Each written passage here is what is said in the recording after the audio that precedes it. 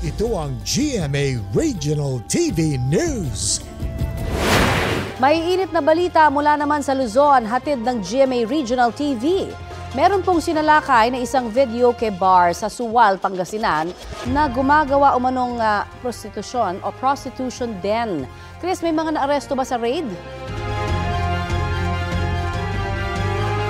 Tony, arestado ang may-ari at dalawang iba pa. May nasagip ding 9 na babae kabilang na ang 4 na menor de edad. Yan at iba pang maiinit na balita hatid ni CJ Turida ng GMA Regional TV. Sinalakay ng mga tauhan ng National Bureau of Investigation Alaminos District Office ang isang videoke bar sa Suwal, Pangasinan. Ang lugar nagsisilbi umanong prostitution den. Ayon sa NBI, walang naipakitang business permit ang may-ari ng bar. 9 na babae ang nasagip, 4 sa kanila ay menor de edad. 3 naman ang inaresto, kabilang ang may-ari ng bar.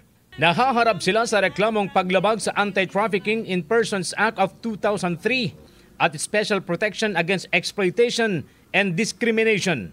Wala silang pahayag. Patay sa pamamaril ang kapitan ng Barangay Cabecera 27 sa Ilagan, Isabela. Ayon sa paunang investigasyon, papauwi na sakay ng kanyang sasakyan ang biktimang si Kapitan Avelino Quitola nang barilin ng riding in tandem. Nagtamo siya ng tama ng bala ng baril sa ulo at katawan. Nadala pa siya sa ospital pero hindi na na-revive doon. Inaalam na ng pulisya ang motibo sa krimen at pagkakakilanlan ng mga salarin. CJ Torida ng GMA Regional TV, nagbabalita para sa GMA Integrated News.